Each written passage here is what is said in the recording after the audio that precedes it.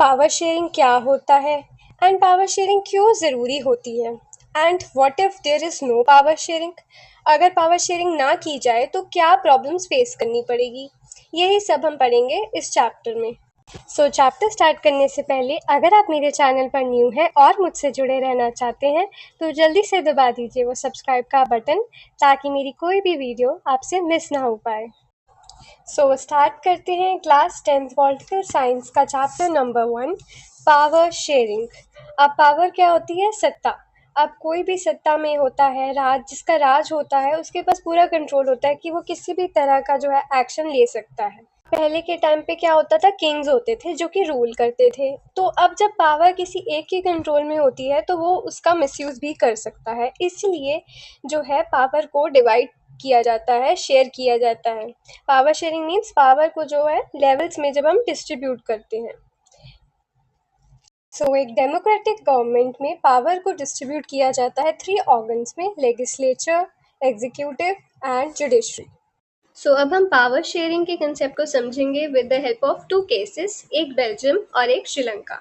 तो बेल्जियम पे आते, तो बेल्जियम जो है एक छोटी सी कंट्री है यूरोप के अंदर, जिसका एरिया जो है हमारी जो स्टेट है हरियाणा उससे भी छोटा है, मीन्स बहुत छोटी है। एंड उसके बॉर्डर्स जो लगते हैं France, Netherlands, Germany and Luxembourg से। एंड उसकी पॉपुलेशन ऑलमोस्ट जो है 1 करोड़ के करीब है, जो कि हरियाणा से जो उसके भी हाफ ही है। अब बेल्जियम के फ्लेमिश रीजन में 59% लोग जो थे वो डच स्पीकिंग लैंग्वेज वाले रहते थे, और वहीं वेलोनिया रीजन में 40% जो लोग थे फ्रेंच स्पीकिंग लैंग्वेज वाले थे, एंड बाकी बचे 1% लोग जो थे वो जर्मन स्पीकिंग लैंग्वेज वाले थे। अब अपने ब्रुसेल्स में फ्रेंच स्पीकिंग वाले जो थे वो मेजॉरिटी में थे, और साथ ही साथ ये जो थे बहुत ज़्यादा पढ़े लिखे, एजुकेटेड, रिच और पावरफुल थे। इसी वजह से जो है दोनों communities, Dutch speaking and French speaking, इन दोनों के बीच में टेंशन्स, कन्फ्लिक्ट्स जो है वो स्टार्ट हो जाते हैं। तो अब श्रीलंका है एक आइलैंड नेशन एंड उसकी पॉपुलेशन है 2 करोड़, जो कि हरियाणा के बराबर है। अब बेल्जियम की कितनी पॉपुलेशन थी? अगर आपने ध्यान से सुना है तो कमेंट बॉक्स में जल्दी से बताओ। तो श्रीलंका की पॉपुलेशन बहुत ही ज़्यादा डाइवर्स थी, मीन्स अलग अलग दूसरी भाषाएं बोलने वाले लोग रहते थे। एक थे सिन्हाला स्पीकर्स जो कि थे 74% एंड 18% थे हमारे तमिल स्पीकर्स। अब तमिल स्पीकर्स में भी 2 तरह के तमिल स्पीकर्स थे, एक जो ऑलरेडी श्रीलंका के थे एंड दूसरे जो कि इंडिया से आए थे, अपने इंडियन तमिल्स। तो अभी तो हमने देख लिया कि कौन सी 2 तरह की हमारी कम्युनिटीज़ हैं, ठीक है। तो अब वो कौन से रिलीजन को फॉलो करती थी वो देख लेते हैं। तो जो सिन्हाला स्पीकर्स थे वो थे बुद्धिस्ट, एंड तमिल्स जो थे वो मेनली हिंदूज और मुस्लिम्स थे, एंड क्रिश्चियंस थे ओनली 7%, जो कि तमिल और सिन्हाला स्पीकर्स दोनों थे। अब श्रीलंका में क्या था? मेजॉरिटेरियनिज्म। जब एक ही कम्युनिटी मेजॉरिटी में होती है तो वो चाहती है कि बस उसी की कम्युनिटी रूल करे, उसी का राज हो। तो यहाँ पर सिन्हाला स्पीकर्स जो थे वो मेजॉरिटी में थे, तो वो चाहते थे कि बस हमारा ही राज हो और तमिल कम्युनिटी जाए भाड़ में, स्पीकर से अपना क्या लेना देना। होता क्या है, श्रीलंका को मिल जाती है इंडिपेंडेंस 1948 में। तो अब वहाँ पे होते हैं इलेक्शंस। अब वहाँ पे क्या होती है, हमारी कौन सी कम्युनिटी होती है मेजॉरिटी में? सिन्हाला कम्युनिटी। तो वो आ जाती है हमारी पावर में। तो जैसे ही ये पावर में आते हैं 1956 में, तो ये पास कर देते हैं एक एक्ट, जिसके द्वारा सिन्हाला जो है अब वो रहेगी ऑफिशियल लैंग्वेज। तो अब जैसे मैंने स्टार्ट में बताया था कि जब भी कोई एक बंदा रूल करता है या कोई भी एक तरह की कम्युनिटी रूल करती है तो वो चाहती है कि बस उन्हीं का राज हो, वो अपनी पावर का मिसयूज़ करने लगते हैं। उसी तरह यहाँ पर होता है। तो सिन्हाला कम्युनिटी चाहती थी कि बस उन्हीं का राज हो, ठीक है। तो वो चाहते थे कि सिर्फ सिन्हाला लैंग्वेज ही बोली जाए। अब जैसे आप इंडिया में रहते हो, यहाँ पर डिफरेंट तरह की लैंग्वेजेस बोली जाती हैं, पंजाबी, गुजराती, मराठी, हिंदी, इंग्लिश एक्सेट्रा। किसी को किसी तरह का दबाव नहीं है कि आपको हिंदी ही बोलनी है। तो अब सिन्हाला को ऑफिशियल लैंग्वेज डिक्लेयर करने के साथ साथ उन्होंने लाया एक प्रेफरेंशियल पॉलिसी, जिसके द्वारा जो सिन्हाला कम्युनिटी के लोग हैं उनको डिफरेंट तरह के एडवांटेजेस दिए गए, जैसे कि उनको कॉलेज में एडमिशन मिल जाएगा, गवर्नमेंट जॉब्स में उनको एडवांटेजेस मिलेंगी। तो इस तरह के बेनिफिट्स उनको दिए गए। अब साथ ही साथ उन्होंने कॉन्स्टिट्यूशन में चेंजेस लाकर ये भी डिक्लेयर कर दिया कि अब से बुद्धिज़्म जो है वो वहाँ की मेन ऑफिशियल लैंग्वेज है। जैसे तो अब जैसे आप इंडिया में रहते हैं, तो इंडिया एक सेक्युलर नेशन है, यहाँ पर सभी धर्मों के लोग रहते हैं, सिख, हिंदू, मुस्लिम, क्रिश्चियंस एक्सेट्रा। बट वहाँ पे क्या हो रहा था, अब एक मेजॉरिटी, एक तरह की जो कम्युनिटी जो मेजॉरिटी में है, अब वो राज कर रही थी। तो उसने जो है पूरी तरह जो है सिन्हाला कम्युनिटी को प्रोटेक्ट करने की कोशिश की। वहाँ की ऑफिशियल लैंग्वेज सिन्हाला कर दी गई, साथ ही साथ उनका जो रिलीजन है मेन ऑफ वो बुद्धिज़्म कर दिया गया। उनको जो है government jobs, school, education and colleges में जो है स्पेशल फैसिलिटी दी गई। तो इतना फेवर जो कि सिन्हाला कम्युनिटी को किया जा रहा था, तो अब श्रीलंकन तमिल्स क्या करें? वो बेचारे जो कि हिंदू भी थे, मुस्लिम भी थे, क्रिश्चियंस भी थे। तो ये सब देखकर श्रीलंकन तमिल्स को ऐसा फील होता है कि उनके साथ डिस्क्रिमिनेशन हो रहा है, उनको जो है इक्वल पॉलिटिकल राइट्स नहीं दिए जा रहे, ना ही उनके लिए कोई भी तरह का डिसीजन लिया जा रहा है हाला लीडर्स के द्वारा।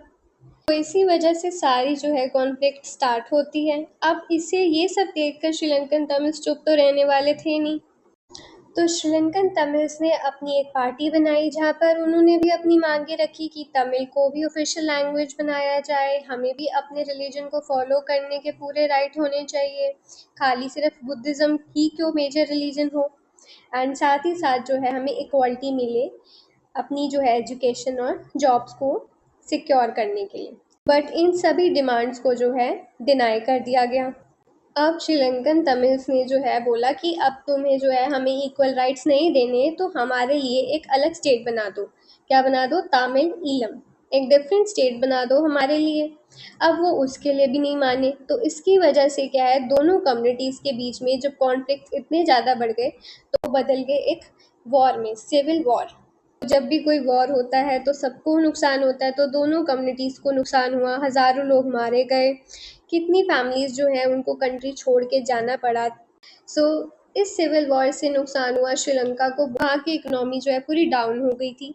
तो जैसे ही आपने पढ़ा होगा कि जो श्रीलंका है उसका एसटीआई रैंक इंडिया से भी ज़्यादा है, क्योंकि वहाँ के लोग जो है वो बहुत ज़्यादा एजुकेटेड होते हैं। तो ये आपने किस चैप्टर में पढ़ा था?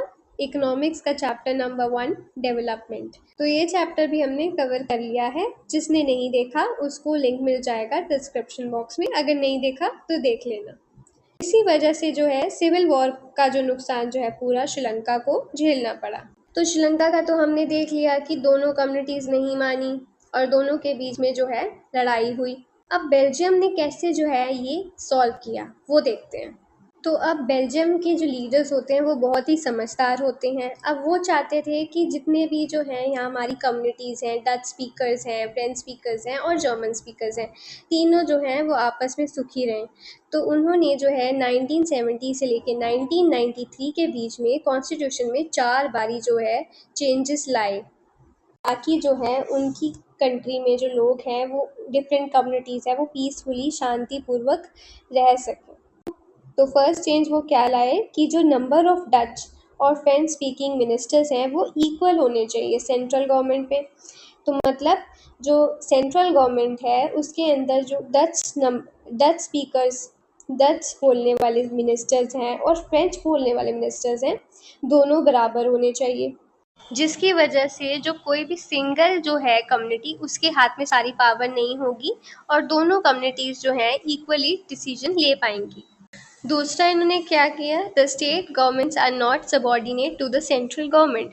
तो अब से जो स्टेट गवर्नमेंट्स है वो सबॉर्डिनेट नहीं है सेंट्रल गवर्नमेंट के, मींस जो स्टेट गवर्नमेंट्स है उनको भी इन्होंने काफ़ी सारी जो है पावर्स और राइट्स दे दिए। थर्ड, तीसरे नंबर पे इन्होंने क्या किया, ब्राज़ील में एक सेपरेट गवर्नमेंट बना दी, जहाँ पर जो दोनों कम्युनिटीज़ हैं, French speaking community and Dutch speaking community, दोनों के ही जो राइट्स हैं वो उनको मिलेंगे। अब फोर्थ नंबर पे इन्होंने सेंट्रल और स्टेट गवर्नमेंट के अलावा एक और गवर्नमेंट बना दी, थर्ड गवर्नमेंट बना दी, जिसका नाम था कम्युनिटी गवर्नमेंट, जिसमें कि डच, फ्रेंच और जर्मन स्पीकिंग पीपल हैं, जो तीनों के रिलेटेड जो भी इश्यूज हैं उनको डिस्कस किया जाएगा। तो ये जो गवर्नमेंट थी वो सारी जो है पावर्स उनके पास होती थी related to culture, education and their language related issues. अब हमने दोनों केसेस पढ़ लिए, एक बेल्जियम का, एक श्रीलंका का। अब हमने देखा कि बेल्जियम वालों ने जो है मैटर को अच्छी तरह सॉल्व कर लिया, बट श्रीलंका वालों ने नहीं किया, तो वहाँ पर क्या हो गया, जंग हो गई। ठीक है। तो अब पावर शेयरिंग डिजायरेबल क्यों है, जो मैंने स्टार्ट में पूछा था क्वेश्चन कि हमें पावर शेयरिंग करनी क्यों चाहिए। तो फर्स्ट, इससे क्या है कि कोई भी जो हमारी कॉन्फ्लिक्ट्स है दोनों कम्युनिटीज़ के बीच में, हम उसको रिड्यूस कर सकते हैं। आपस में अगर हम सॉर्ट आउट कर लें तो कोई झगड़ा होगा ही नहीं। हमने दोनों केस पढ़े तो हमें क्या पता चलता है कि पावर शेयरिंग से जो भी हमारी जो दोनों ग्रुप्स या दोनों कम्युनिटीज़ के बीच में जो भी झगड़े हो रहे थे, उसकी जो बीच की कॉन्फ्लिक्ट्स थी, हमने उनको सॉर्ट आउट कर लिया। कॉन्फ्लिक्ट्स को रिड्यूस करने के लिए, कम करने के लिए जो है हम पावर शेयर करते हैं। जैसे कि आपने दोनों केसेस में देखा कि एक केस में बेल्जियम वालों ने समझदारी दिखाई, बेल्जियम की गवर्नमेंट समझदार थी, तो उन्होंने जो है सारी जो कम्युनिटीज़ के बीच में जो है एकता और पीस को मेंटेन रखा। ठीक है। और वहीं पर श्रीलंका में आपने देखा कि उन्होंने जो है आपस में समझौता नहीं किया और आप आखिरी में क्या हुआ, वहाँ पर हो गई सिविल वॉर। दूसरा, power sharing is the very spirit of democracy. तो एक डेमोक्रेटिक रूल में क्या होता है कि पावर को जो है वो शेयर किया जाता है। वो डेमोक्रेसी ही क्या जहाँ पर पावर शेयरिंग ना हो। तो अब जैसे एक बंदा ही रूल कर रहा है, उसका जो मन कर रहा है अपनी मर्जी के हिसाब से कर रहा है, अब बाकी लोगों की जो है डिमांड्स को वो सुन ही नहीं रहा, तो वो तो डिक्टेटरशिप हो गई। डेमोक्रेसी कैसे हुई, है ना। Next topic is forms of power sharing. तो सपोज अगर किसी जगह पर कोई एक ग्रुप है, एक तरह की कम्युनिटी है, अगर वो राज कर रही है या फिर कोई एक बंदा राज कर रहा है, तो वो बस अपनी ही चलाएगा। जैसे कि आपने एग्जाम्पल्स में देखा, बाकी लोगों के ओपिनियंस और उनके राइट्स की जो है उनके बारे में नहीं सोचा जाएगा। पर अगर एक डेमोक्रेसी है, एक डेमोक्रेटिक गवर्नमेंट है, वहाँ पर जो है सब लोगों के ओपिनियंस मैटर करते हैं, क्योंकि लोगों के द्वारा ही एक सरकार बनती है। डेमोक्रेसी होगी तो पावर जो है वो इक्वली डिवाइडेड होगी। तो अब हम आते हैं कि कितने फॉर्म्स में हमारी पावर को शेयर किया जाता है। तो फर्स्ट है होता है जिसमें कि पावर डिस्ट्रीब्यूट होती है among different organs of government. तो हमारी 3 ऑर्गन्स ऑफ गवर्नमेंट होती हैं, लेजिस्लेचर, एग्जीक्यूटिव एंड जुडिशरी। ये तीनों जो हैं आपस में एक दूसरे पर नजर रखते हैं, जिसे बोला जाता है system of checks and balances. Second, so power is divided among different levels. तो पावर जो है वो डिवाइडेड होती है 3 लेवल्स में। फर्स्ट इज सेंट्रल गवर्नमेंट, जो कि पूरी कंट्री का जो ध्यान रखती है। दूसरी, स्टेट गवर्नमेंट, जो सिर्फ स्टेट से रिलेटेड इश्यूज को सॉल्व करती है। एंड थर्ड पे आ जाता है अपना म्यूनिसिपैलिटी और पंचायत। ऊपर होती है हायर पावर एंड नीचे होती है लोअर पावर ऑफ गवर्नमेंट। तो इसे हम बोलते हैं वर्टिकल डिवीजन ऑफ पावर। अब थर्ड, जिसमें कि power is divided among different social groups. तो जो पावर है वो डिवाइड की जाती है सोशल ग्रुप्स के बीच में, जो कि डिफरेंट पर्सपेक्टिव पे बनाए जाते हैं। जैसे कि कुछ रीजन के बेसिस पे, तो कुछ लैंग्वेज के बेसिस पे। जैसे कि हमने एग्जांपल देखा, कम्युनिटी गवर्नमेंट बनाई गई थी बेल्जियम में for Dutch, French and German speakers. ठीक है। तो उसी तरह उनके बीच में जो है पावर को शेयर किया जाए। इसी तरह इंडिया और कुछ ऐसी कंट्रीज़ हैं जहाँ पर कुछ सेक्शन ऑफ द पीपल जो कुछ माइनॉरिटी में हैं, उनके लिए जो है सीट्स रिजर्व कर दी जाती हैं।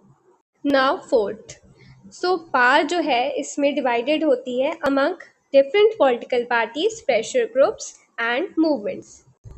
तो इसमें क्या होता है, पावर को शेयर किया जाता है डिफरेंट पॉलिटिकल पार्टीज और प्रेशर ग्रुप्स के साथ में, जिससे कि कोई भी एक पार्टी जो है रूल कर रही है तो सिर्फ उसी के पास जो है वो पावर ना हो, साथ ही साथ बाकी पार्टीज जो है ऑपोजिशन, उनके पास भी पूरा राइट हो कि उनकी कोई भी तरह की गलत नीति या डिसीजन के खिलाफ जो है वो आवाज़ उठा सके। उसी तरह कुछ प्रेशर ग्रुप्स होते हैं, जैसे कि ट्रेडर्स के, बिजनेसमैन के, इंडस्ट्रियलिस्ट्स के, इंडस्ट्रियल वर्कर्स के, स्टूडेंट्स के, जिनके पास पावर होती है कि वो गवर्नमेंट के डिसीजंस को इन्फ्लुएंस कर सके।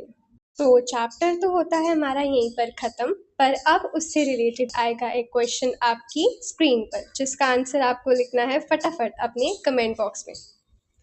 आई होप आपको समझ आया होगा। अगर नहीं आया तो आप मुझसे पूछ सकते हैं व्हाट्सएप और टेलीग्राम पर, जिसका लिंक आपको मेरे डिस्क्रिप्शन बॉक्स में मिल जाएगा। तो जल्दी से ज्वाइन कर लो। तो अगर आपको वीडियो अच्छी लगी हो, समझ आई हो, तो लाइक कर देना। एंड अगर आपने मेरे चैनल को अभी तक सब्सक्राइब नहीं किया तो किसका वेट कर रहे हो, जल्दी से कर लो। एंड ऐसे ही मेरी सारी वीडियोस को अपने फ्रेंड्स के साथ खूब सारा शेयर करना। तो मिलते हैं नेक्स्ट वीडियो में विद अ न्यू चैप्टर।